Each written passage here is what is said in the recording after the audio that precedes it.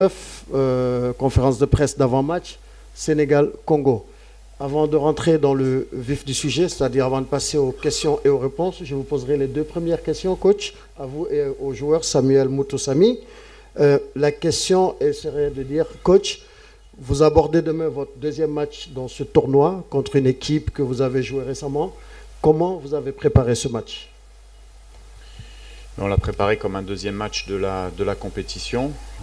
Déjà, on se connaît bien. C'est vrai qu'on s'est joué il n'y a pas longtemps. On était dans le même groupe de qualification pour la Coupe du Monde. Donc, on a d'abord bien préparé le match du Bénin et on s'est rebasculé de suite sur le match du Sénégal où on est arrivé hier à Tanger. On va faire une séance d'entraînement cet après-midi. Et on reste concentré pour livrer une bonne prestation pour demain. Oui, on se focalise là sur la récupération pour être le plus en forme possible pour le match. Comme vous avez dit, on les connaît bien maintenant, on s'est rencontrés plusieurs fois. On connaît la qualité de cette équipe du Sénégal et on doit faire le meilleur match possible. Maintenant, on va passer aux questions. Coach, bonjour. C'est Zorna Fall du groupe des médias, Fantivizik FM. Je suis la coach. Coach, la discipline tactique et défensive sera-t-elle la clé du match contre le Sénégal pour demain? Oui, c'est toujours quand on joue le Sénégal qui est pour moi une des meilleures équipes d'Afrique. C'est évident que sans discipline tactique, sans à la fois discipline tactique, mais également sans prise de risque, vous ne pouvez pas faire un bon résultat. On a la chance, nous, dans notre effectif, d'avoir des garçons qui tactiquement sont très à l'aise. Donc ça, c'est une bonne chose. Et puis après, on connaît forcément le Sénégal. Si statistiquement, on regarde les 16 derniers matchs en match officiel, qui sont 10 matchs de Coupe du Monde, 6 matchs de la CAN, c'est une équipe qui a marqué 32 buts, qui en a pris 4 seulement, dont 3 contre la RD Congo. Donc ça veut dire qu'on est capable de les mettre en difficulté.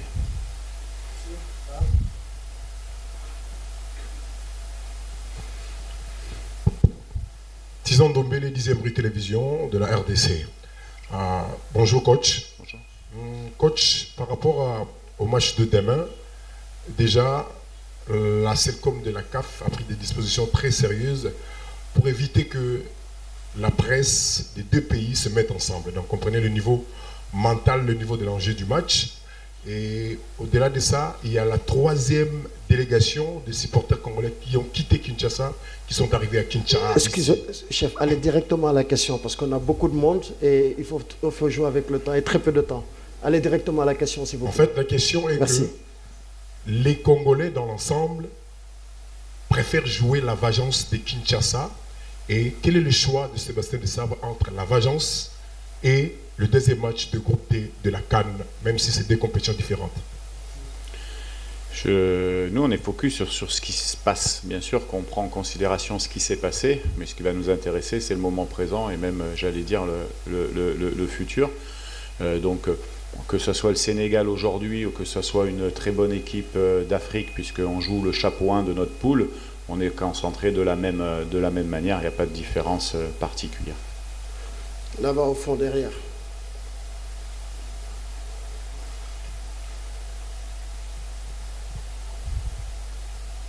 Allô. Coach, bonjour. C'est Junior Bompema de la radio-télévision nationale congolaise.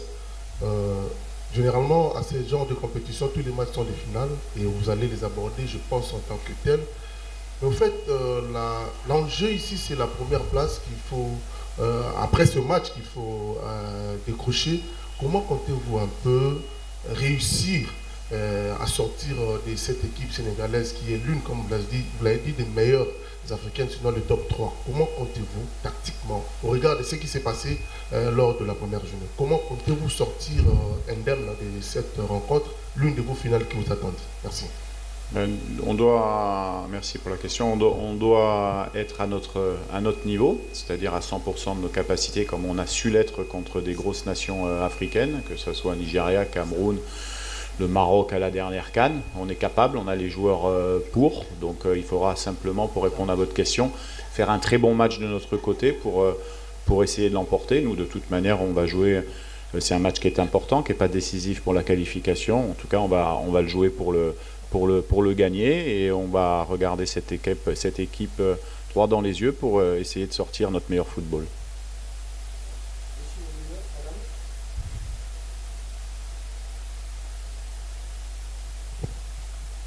Ma question s'adresse à Mouto Sami. Bonjour Sami. Bonjour. Florence Zaina de Lubumbashi, Dynamique Télévision. Alors Sami, le staff a fait son travail. Demain, c'est à vous de faire l'essentiel. Entre vous, le joueur, vous vous dites quoi par rapport au match de demain? C'est quoi les discours qui entre vous, joueurs? C'est ce que je voulais savoir. Le discours, c'est surtout qu'on est concentré. On est concentré et qu'on a envie de se qualifier pour la phase suivante. Et le chemin le plus rapide pour ça, c'est gagner tous les matchs de poule. Donc on est focus de cette manière-là. Évidemment que ce match contre le Sénégal, il a une petite saveur spéciale, parce que c'est une des plus grosses équipes d'Afrique, si ce n'est la plus grosse. Et on a envie de faire bonne figure face à eux. On les a déjà rencontrés, on sait qu'on est capable de les mettre en difficulté, on a envie de le faire, on a envie de montrer qu'on est capable de les battre. Excusez-moi, une fois que vous levez la main, je vous ai déjà vu, évitez de la tenir maintenant parce qu'il y a les caméras au fond de la salle, s'il vous plaît. Allez-y, monsieur Simon, vous avez le micro. Bonjour. Bonjour coach. Bonjour. Franck Simon, CAF TV. Bonjour Samuel. Il me semble, Sébastien, que vous connaissez plus que bien le Sénégal. Vous pouvez nous rappeler un petit peu votre histoire, notamment avec les Uganda Cranes, puisque vous avez joué, me semble-t-il, les Lions de la Teranga en 8e de finale d'une précédente CAN.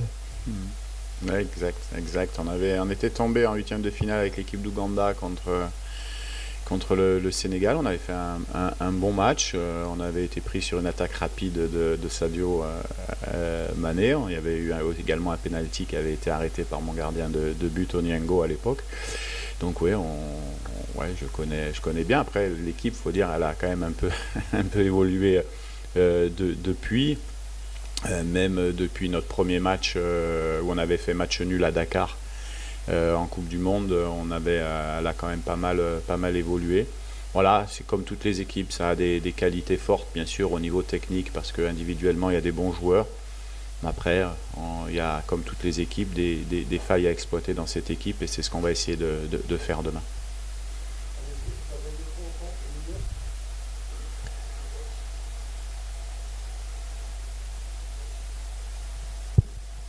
Bonjour coach, c'est Christian Bokaya pour le compte de Télé 50. Je suis là au milieu. Ok, c'est bon.